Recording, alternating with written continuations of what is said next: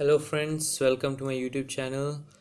Since a long time I have not posted any videos. Now today I am going to tell you about Act 3 Scene 1. So in this scene we see Venice, a street, and you see that Salarino and Salanio enters.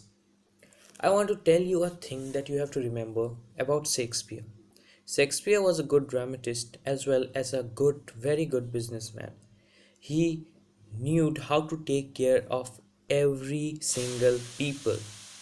He knew to take care of the duke, how to give them respect, the popes, and the inferiors who cannot understand English, who cannot understand the puns. So, in this scene, Salarino and Salanio enters. You know that they are the commentators, and a commentator's job is to give information. Imagine if Salarino and Salanio were not there, then what could happen? Then characters the characters could be involved, like the here it is told about the ginger or made her neighbor report be an honest woman. So they have to show the honest woman, that French man. Then they have to show the scene when Bassanio and Antonio parts. So Shakespeare gave a new birth to two characters, Salarino and Salanio, and the scenes which Shakespeare could not show, they gave information with the help of those two commentators, that are Salarino and Salarino. Now, what news on the Rialto? Why, yet it leaves there unchecked that Antonio had a ship of rich lading wrecked on the narrow seas. The good winds, I think they call the place a very dangerous flat and fatal, where the carcasses of many a tall ship lie buried. They say, if my gossip report be an honest woman of a herd. Please underline this. If my gossip report be an honest woman of a word. And the next, Salanio. Please mark it a star mark as an important. I could see where as lying a gossip in that as ever napped Ginger or made her neighbors believe she wept for the death of a third husband. I think many of you have not understood this lines. So it's a reference. A woman chewing ginger and sitting on stairs is crying for the death of the third husband. So it is told that the cries, the tears of that women are false. So Salenio and Salanio are wishing that the news of Antonio's shipwreck could be false, like that women who is crying, and the shipwreck could be false like the tears. Means they want to tell that the Antonio ship should not be wrecked. This should be a false news which we have heard. Now, next page, it comes Salanio. There is more difference between thy flesh and her than between jet and ivory. Please mark it as important. In this previous line, Shylock told, my own flesh and blood to rebel. Then Salarino gives a difference of Jessica and Shylock, father and daughter. There is more difference between thy flesh and hers than between jet and ivory. Jet and ivory. Ivory is white and jet is black. It the difference of Shylock and Jessica is so much that it is the difference between a black and a white, jet and ivory. And more between your bloods. Your bloods means emotions. Then there is between red wine and Rhenish wine. Let me tell you, red wine is the cheapest wine we get, and Rhenish wine is one of the precious one. It is made with white grapes, and red wine, you can call it in Hindi, it's called desi daru, like that only. So red wine and Rhenish wine. Next line, it's important. But tell us, do you hear whether Antonio have had any loss at sea or no?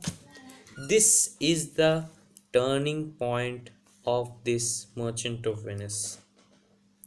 Till now, we were worried about the caskets, about how Portia, we were saying that how Portia was worried who would choose the casket correct. Oh, we were worried about the casket, but now there's a turning point. Now the Bond story is getting more violent. Here, Salerno is clarifying that whether Shylock knows about the wreck of Antonio's ship. Then comes the Shylock. Now, line number 52. To bait fish withal. You mark it very important. In the previous line, Salerno speaks, "Why, I am sure, if he forfeit thou will not take his flesh, what's that good for?" He is saying, what are you saying? If yeah, Antonio forfeits the bond, or if he fails to forfeit the bond, then what you will do? What you will do with the flesh? Then Shylock answers, I will catch fishes with that. I'll catch fishes with that a pound of flesh. Then he tells, it will feed nothing. Yes, I know, Salerno, I'll not do anything with that flesh, but it will feed my revenge. It will fulfill my revenge. He had disgraced me and hindered me a million, laughed at my losses, mocked at my gains, scorned my nation, thwarted my bargains, cooled thy friends, heated mine enemies. He has done many harms to me. And what is his reason? Why he has done so harms? Because I am a Jew and I am a Hebrew. Hebrew and I am a money lender who takes interest. That's why. Had not a Jew hands, organs, dimensions, senses, affections, patience, fed with the same food, hurt with the same weapons, subject to the same disease, suffered, healed by the same means, medicine, warmed and cooled by the same winter and summer as a Christian is. If you prick us, we do not bleed. If you tickle us we do not laugh. If you poison us, do we not die? And if you wrong us, shall we not revenge? If we are like you in the rest, we will assemble you in that. If a Jew wrong a Christian, what is the humility? Revenge. If a Christian wrong a Jew, what should his sufferance be by? Christian example. Why? Revenge. The villainy you teach, I'll execute, and it shall go hard, but I will better the instruction. Shylock tells that if you give Jew has everything as same as Christian. If you tickle him, if you tickle a Jew, he will laugh. If you poison, he will die. And if a Christian dies, if a Christian suffers, then what punishment should a Jew will get? Revenge. As same like if Jew suffers, then what the Christian should get the punishment, and that is revenge. At last, Shylock tells that you all are my teacher, the villainy teacher. You have taught me this villainy, how to take revenge. Now, next come Salerno. Here comes another of his tribe. A third cannot be matched unless the devil himself turned you. He tells, if a judgment is going on, a devilish judgment, then Shylock is the one in earth. If a judgment is going on, then Shylock is one, Tubal is the second, and the third one is a third should be called from the hell.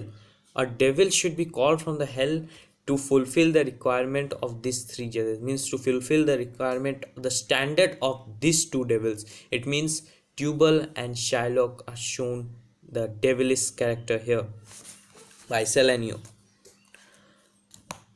Shylock, why there, a diamond gone cost me 1,000 ducats in Frankfurt. The curse never fell upon our nation till now. The curse never fell upon our nation till now. Just mark it, just highlight it. It's a reference that Jews were given a curse that when their daughters have to suffer. Here it is given in 88.9, the cursed nation. Never before has this evil fate fallen upon our race. Shylock is selfish. He looks upon his misfortunes as a blow to Jewish race. Perhaps Jessica falling away from the Jewish faith could be a curse. Means it was given a curse that every father will cry for his daughter, as in Ramayana it was given to Dasratha. Like that, Shylock, Jews were given the curse that every Jew will cry for their daughter. And till now this did not happen, but the first time it happened with Shylock. That's why he tells the curse never fall upon our nation till now, but now it has fallen. And let me tell about Tubal.